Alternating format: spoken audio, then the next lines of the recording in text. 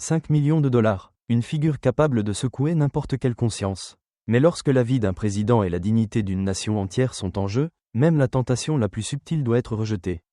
Une proposition indécente a été faite à celui qu'on attendait le moins, le garde du corps de confiance du président du Burkina Faso, Ibrahim Traoré. La réaction de l'homme a laissé tout le monde sans voix. Une histoire de loyauté, de chantage et de courage qui mérite d'être racontée dans son intégralité. Ibrahim Traoré. C'était une journée comme tant d'autres dans la région du Moune, le cœur rural du Burkina Faso. Le soleil embrasait l'horizon tandis qu'un convoi sobre sillonnait les pistes poussiéreuses. 3 véhicules tout-terrain, dont l'un transportait le président Traoré. Un voyage loin des projecteurs, loin des cérémonies. Le jeune chef de l'État, âgé de 34 ans, devenu président en septembre 2022 après un coup d'État, s'apprêtait à inaugurer un projet de société. Dans ce véhicule, à côté de lui, se trouvait Youssouf Diallo, un ancien membre des forces spéciales, aujourd'hui principal garde du corps du président. Youssouf Diallo.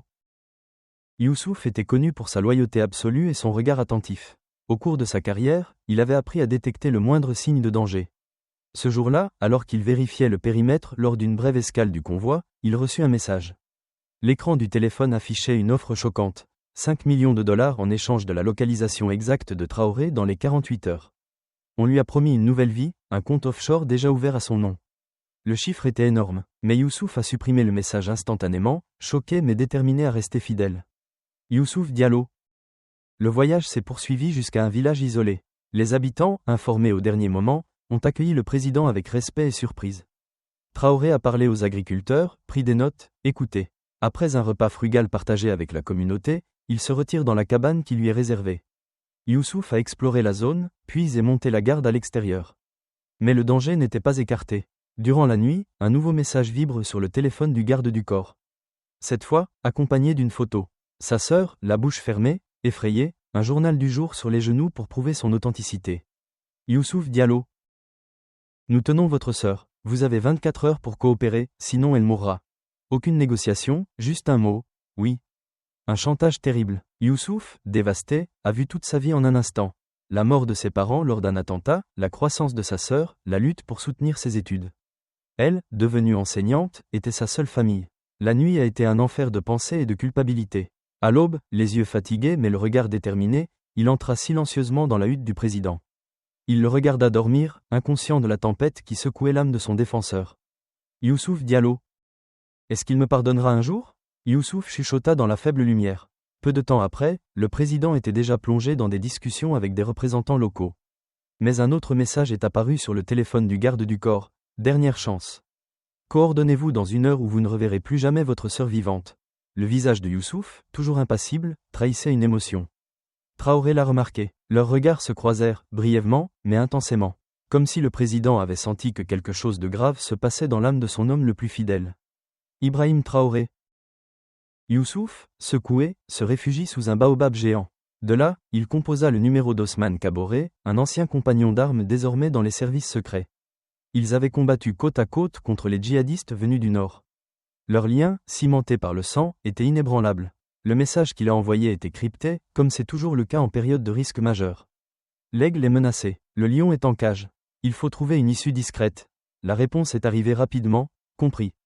Gardez votre téléphone allumé. Ignorez tout le monde jusqu'à ce que nous vous donnions des instructions.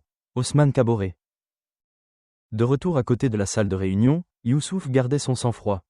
Mais à l'intérieur, il était divisé. L'espoir qu'Ousmane trouve une solution se heurtait à la crainte que les ravisseurs n'attendent pas. Peu de temps après, Ousmane l'a rappelé. La vérité qu'il a révélée était dévastatrice. Les ravisseurs étaient des mercenaires étrangers liés à un réseau basé en Libye, récemment actif également dans le sud du Burkina Faso. Un réseau dangereux, puissant, habitué à des opérations cyniques et meurtrières. Le danger était plus grand qu'il ne l'avait imaginé. Ousmane Kaboré. Youssouf a compris qu'aucun compromis ne garantirait la sécurité de sa sœur. Ces mercenaires, même s'il avait obtenu les coordonnées, auraient pu l'éliminer pour ne laisser aucun témoin. Il a alors pris une décision extrême. Il a contacté Ousmane avec un deuxième message crypté, Opération Bouclier. Intervention urgente dans les 30 minutes. La réponse fut immédiate, bientôt disponible. Position suivie. Soyez prêts. Le plan était simple. Sauver Traoré et neutraliser les ravisseurs sans attirer l'attention.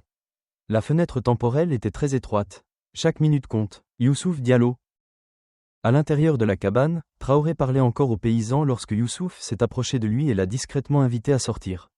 Le président le suivit, méfiant. C'est alors que Youssouf lui expliqua tout, rapidement. Sans hésitation, Traoré posa une main sur son épaule et le regarda dans les yeux. « Tu as fait ce qu'il fallait. » Quelques minutes plus tard, un hélicoptère camouflé s'élevait au-dessus des arbres. C'était l'équipe d'Osman. En quelques secondes, le président a été sauvé. Les mercenaires, localisés par une unité spéciale, ont été interceptés et arrêtés. Ibrahim Traoré. Youssouf a retrouvé sa sœur peu de temps après. L'étreinte entre les deux, immortalisée dans une seule photo granuleuse, est devenue le symbole d'un courage qui a choisi l'honneur plutôt que la peur. Cette affaire a soulevé de nouvelles questions sur le niveau d'infiltration des puissances extérieures en Afrique et sur les stratégies avec lesquelles elles cherchent à manipuler les dirigeants indépendants. Mais la véritable question qui reste sans réponse est une autre. Combien, à la place de Youssouf, auraient fait le même choix ? L'histoire ne s'arrête pas là. En fait, peut-être que cela ne fait que commencer. Youssouf Diallo,